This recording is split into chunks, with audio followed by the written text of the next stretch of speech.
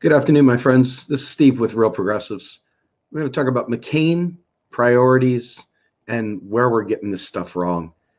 For as long as I have been a progressive, and I wasn't always a progressive, I was once a conservative, many, many moons ago, I realized that, progressives get distracted very, very easily. Progressives want to address every issue there is under the sun.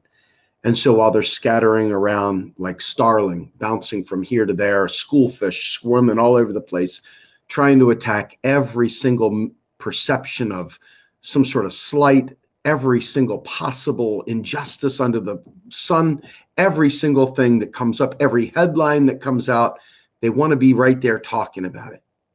And that's great. That's awesome.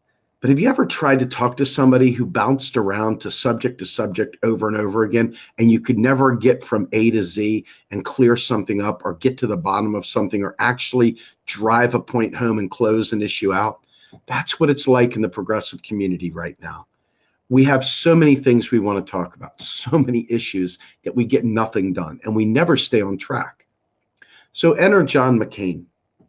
John McCain, this is a guy who never saw a war that he didn't want to get in, right? And obviously, as a progressive community, we would like very much to not go to war. So that puts us at loggerheads with old John McCain. Let's not forget John McCain also gave the stage to Sarah Palin, who, let's be fair, that's just about as bad as it gets. But John McCain was also somebody who supported a lot of left-wing things throughout his time. He was that renegade, right? But it doesn't really matter. At the end of the day, the guy is dead. He's gone. What matters is that we keep fighting against war. What matters is that we continue striving for a new deal. What matters is that we continue to remember who we are and not get sidetracked. Because here's what's happening.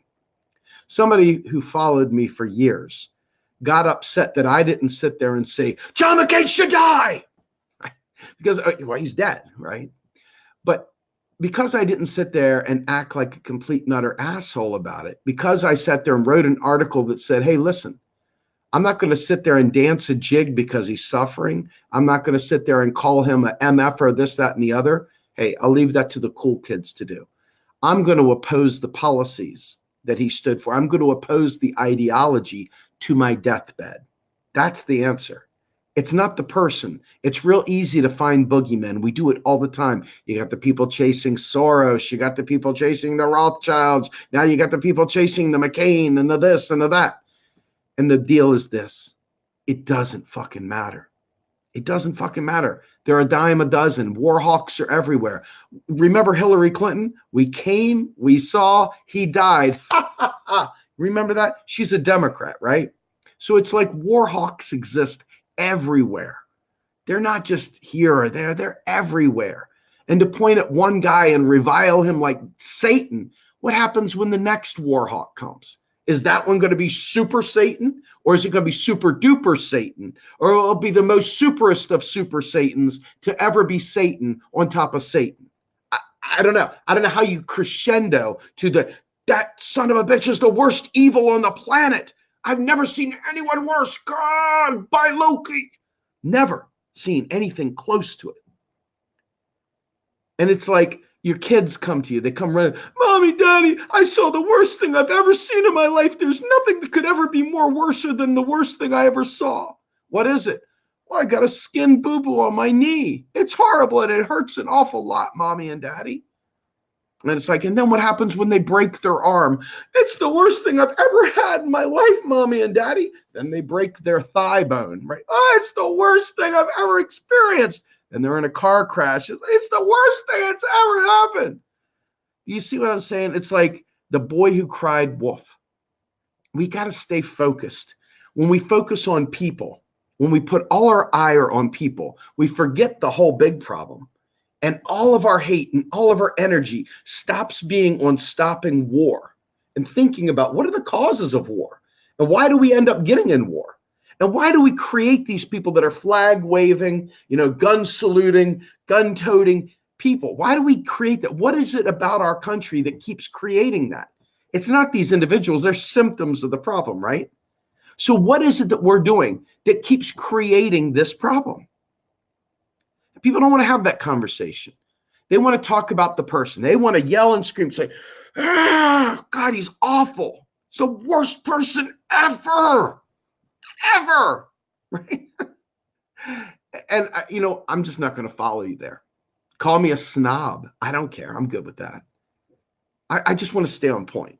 I want to get shit done. You know what I mean? I want to get things done. And, as I look at this, I think to myself, America, you got this whole thing backwards, right? You got this whole thing backwards. Ultimately, we end up sitting there finding these boogeymen to chase after. And we really end up making ourselves look like assholes. We end up getting embarrassed. We end up losing sight. Let me tell you something. I've been searching for like weeks now, to see how many people are actually fighting, not just for Medicare for all, that's deathly silent, not just for free college or student debt relief, that's pretty silent too. How about green energy? Haven't been seeing much of it at all.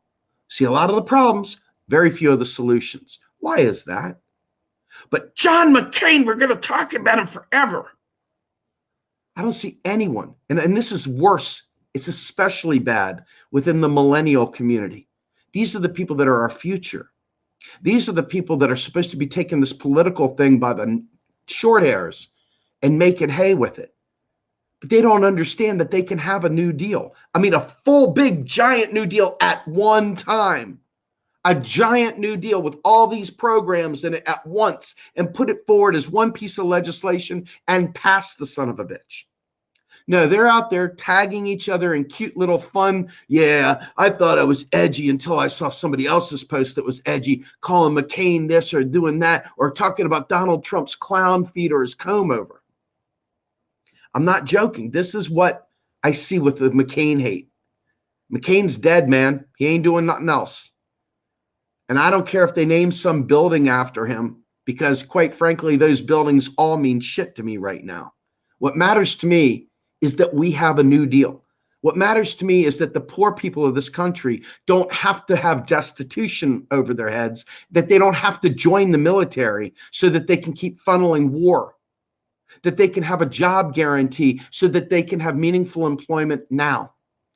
What I'm worried about is saving lives today, not beating up and screaming and yelling and getting all the shit out of my system on John McCain.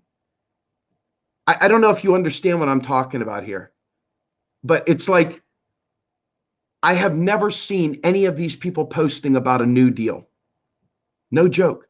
Post after, and mind you, social media, it's just a microcosm. I'm sure there's somebody out there. I just don't see it. I'm just not seeing it. Every other post, you scroll through your news feed and you're like, oh my God, why am I even looking at Facebook? Why am I looking at Facebook anymore? What is the point of looking at Facebook? Every post, John McCain, John McCain, John McCain, that son of a John McCain, John McCain, Trump, John McCain, Trump. I don't see anybody actually listening and organizing and pushing for a new deal. Take a look at your news feed, see if I'm lying. See if I'm lying. You're going to be embarrassed at what our quote unquote movement is focused on. I know I'm embarrassed. I want to see people having health care. I want to see an end to wars by getting green energy invested in now. So much of the quote unquote wars are about resources. It's not about money. Money they create from thin air. It's not about money. It's about access to real resources. Doesn't matter if it's gold, doesn't matter if it's paper money, doesn't matter if it's digital money. What they're after is the resources, the real resources. Petrol, gas, things like that. And they want influence in the region. They want to create markets for these big multinational corporations. The more we focus on war hawking McCain and talk about things like that, we're missing the bigger picture. And we're not actually producing anything. In fact, we're expending an incredible amount of energy that could be spent focusing on a new deal. But instead, it's being bled off. And that's not by accident. This is the stuff that happens repeatedly in this movement. Let's go back to when Trump was elected. What did we do? Do we have a freaking massive rally to fight for a New Deal and green energy? No. We had a massive millions of people descending on DC to talk about Trump's tax returns. Do you see people actually rallying and pulling together to get candidates that are going to go up there that are fighting for a New Deal? Or do we see people just saying, well, they're a Democrat? You're already seeing it. Hey, man, the DNC is changing the rules. They didn't change shit. Hey, green energy. You haven't managed anything. Focus, focus, focus. But no. It's all this bleeding off of energy here, bleeding off of energy there, infighting about inconsequential bullshit. Massive inconsequential bullshit.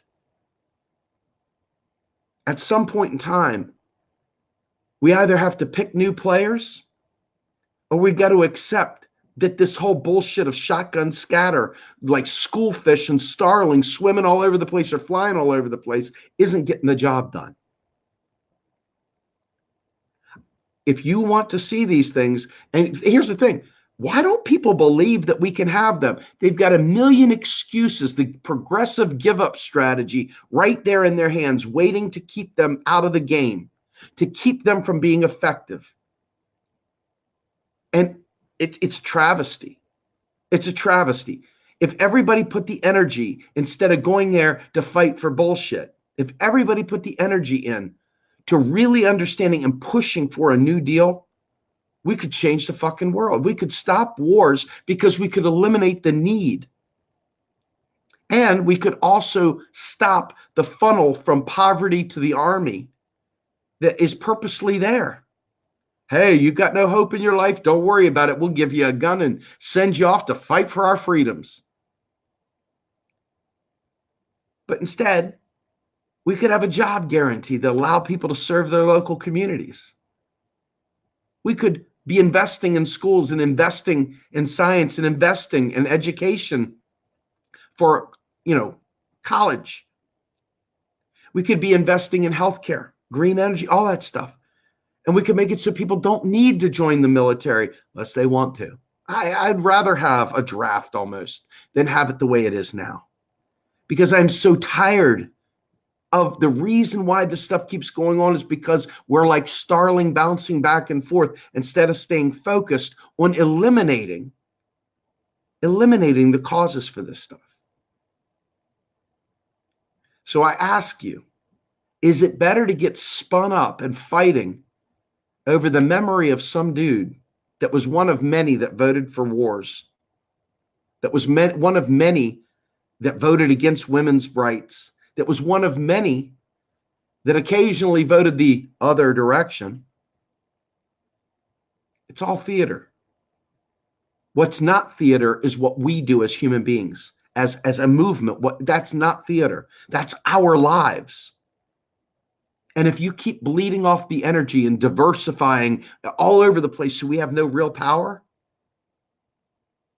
we're never going to change. And I'm telling you right now, I've come to believe that the vast majority of people that say they want change not only don't have a clue what change looks like, but haven't got a clue how to get there. And number three, really don't want to have to be focused to make it happen. They want a couch-based, remote and hand-based revolution.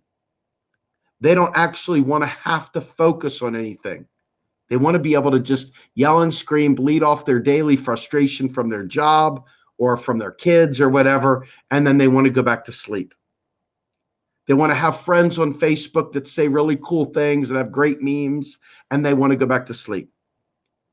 They want to hang out at a coffee shop with their pinky out drinking lattes and then go back to sleep.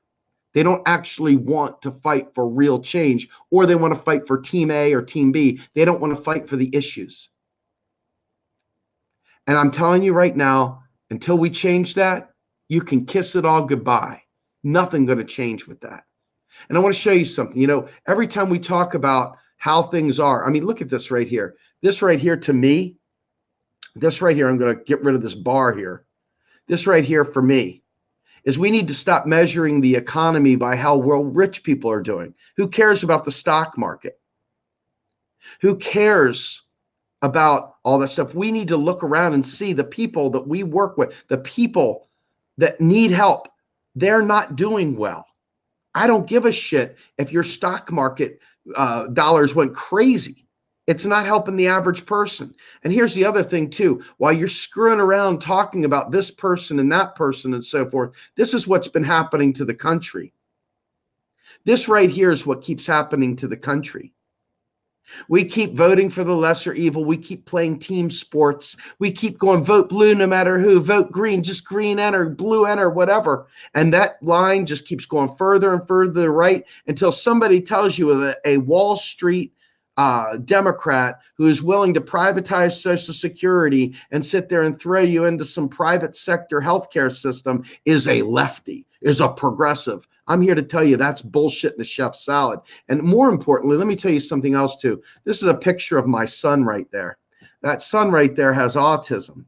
And guys like my son, wonderful little boys who desperately need incredible amounts of care and attention, would be benefiting greatly from a healthcare system that actually supported the care of these children. But unfortunately, all we want to do is scream and yell, scream and yell, scream and yell, and we get nothing done. I'm embarrassed. I think you all should be too. I think you all should really, really be thinking to yourself, how do we change this? How do we change this? Because right now, if we don't change it, it's not going to happen any other way. It's not going to happen because you want to yell and scream at John McCain. It's not going to happen any way like that. It's only going to happen when we stay focused. Okay, it's only going to happen when we stay focused. And I'm going to show you something here. Okay, I'll be honest with you. As somebody who does this round the clock, I'm teaching my team how to manage projects. They're having to learn how to do things in an organized fashion. And for progressives, that drives people crazy.